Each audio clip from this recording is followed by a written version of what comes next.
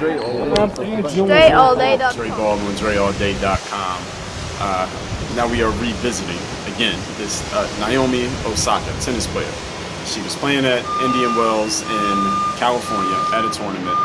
She played in a match where she lost. She got beaten pretty solidly, and at the end of the match, after she lost, she asked to speak to the crowd. Usually the loser doesn't speak to the crowd.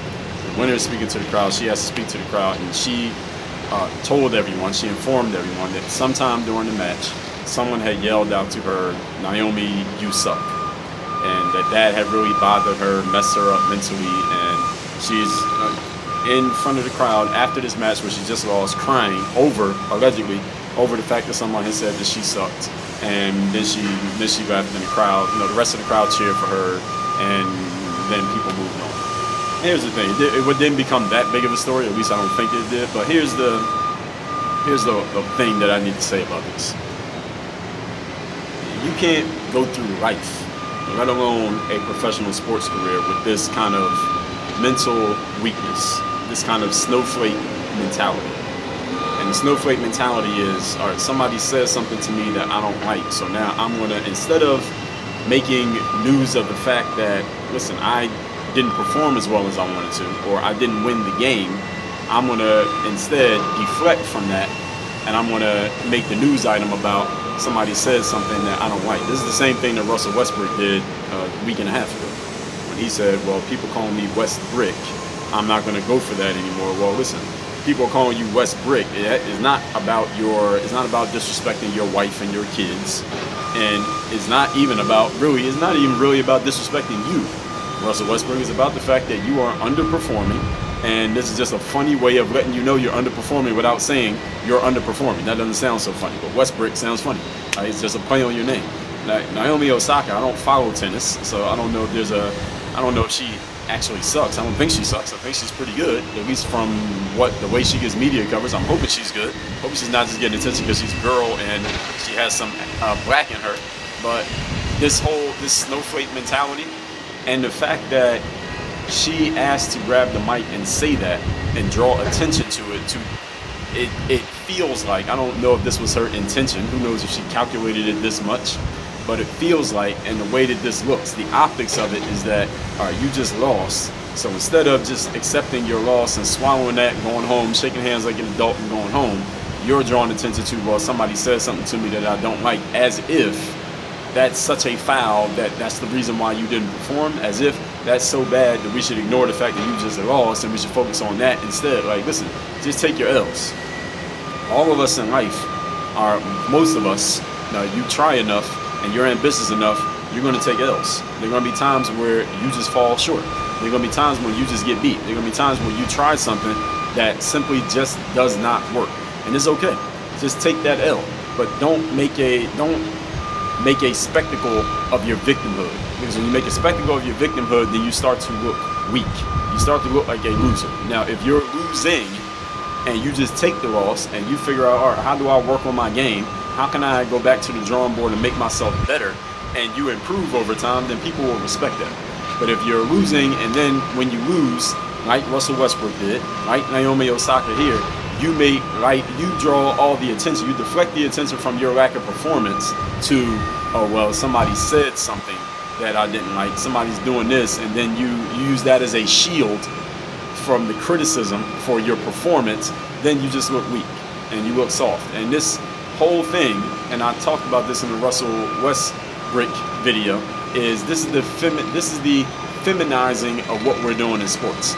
And even though Naomi Osaka is indeed a female, and I don't know what she does off the court. I'm assuming that I haven't seen anything that said that she is in LGBTQ, so I'm assuming she's heterosexual. Even though she is a female, sports are by nature masculine. Sports are masculine. Even female sports are masculine, because masculine energy is about taking the lead, is about being aggressive, is about attacking, is about winning, is about dominating, is about showing your strength, showing your brawn, your guts and glory, your grit, your toughness, and winning. That's masculine energy. If you look up masculine energy, those are traits of masculinity. Femininity is being a victim, being the victim of circumstances, things coming against you, and you folding up and cowering in a corner and letting situations and circumstances kind of have their way with you, at least on the far end, on the extreme end of femininity. So even when you're playing a female sport, it's still masculine energy that dominates it. The challenge is right now, and this is a big challenge for all you out there who follow sports or play sports, is that, or if you have kids who play sports, is that it's becoming very feminized with this. Everybody's finding a way to make themselves look like a victim. All right, this person said this person did this. We're taking innocuous situations and finding a way to make somebody feel like a victim just so we can come up with an extra reason to celebrate somebody who is losing. Right? Well, Russell Westbrook, he didn't get too much sympathy from the world from it. I think just because of the nature of the way he's shown up over his career, he wasn't going to get any. But Naomi Osaka, she probably got a lot. Again, I don't follow tennis, but she probably got a lot from what she did. She probably got a round of applause on Twitter after she got beat the way that she did, because she pointed out how she had gotten, how she had gotten taunted by one fan. And again, nobody even noticed this. This wouldn't even be a news story unless she pointed it out. Only reason it's a news story is because she pointed it out. I don't think the TV cameras caught it. Nobody said, hey, this fan said this about Naomi Osaka, and then she confirmed it. No, she's the one who made the story in the first place. You don't make a news story about yourself after you just got beat and deflect the fact that you lost. Like that's feminizing the entire thing. Now again, she is a female, but this is a sport, and sports are masculine. It's about winning.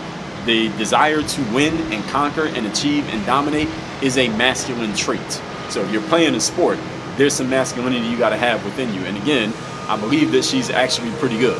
All right, again, from what I've seen, actually heard, not seen, but heard from her and her tennis exploits. So y'all tell me what y'all think about this.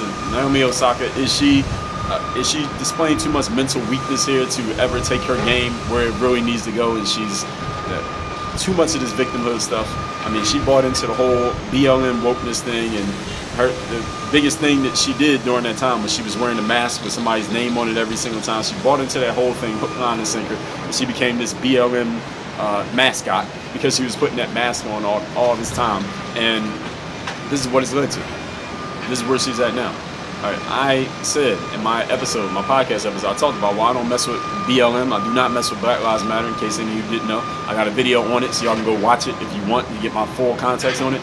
One of the main things that I said about it is that the whole movement is very feminine. The reason that the movement is very feminine is because it's all based on gesturing. It's all based on signaling and virtue and showing everybody, hey, look what I'm doing, when they're not actually achieving anything. Name some accomplishments that they've achieved in almost 10 years. Name something they've accomplished. They haven't accomplished anything. And people who have rode this wave and shown that they're a supporter of that, many of them, at least the mascots, they haven't achieved much. The only people who achieved anything is the people who started it. They made all that money, bought themselves some houses, and got out of there and left y'all with a hashtag and kneeling. That's pretty much all you got out of it. But anyway, that's a different conversation for a different day. Y'all tell me what y'all think about all this. Is Naomi Osaka too mentally weak here? And what do you think about this specific situation? Because again, I don't follow tennis, so maybe she's great in all the other matches. But this specific incident, is this fair or foul? Is she showing a little bit too much softness here, too much weakness, too little mental toughness? And what benefit is she going to get from pointing that thing out, aside from getting herself a round of applause and a round of sympathy from the world, even though she just got a butt kick on the tennis court? Y'all tell me what y'all think. So 2 things here. Text me to get my daily motivation text. My number is 305-384-6894. It's down below in the description. And the second thing is down there is a link to my Bulletproof Mastermind. That's where you can work with me directly. Every week I do a live training. I have a specific topic. Then we have an open Q&A, open conversation and discussion on certain topics that are based around your personal and professional growth. If you want to work with me and work specifically on your strategies, making sure you're being held accountable and that you are executing on what you need to do to move yourself forward, join me in my mastermind. That link is at workonyourgameuniversity.com. Work on your game. Dre, all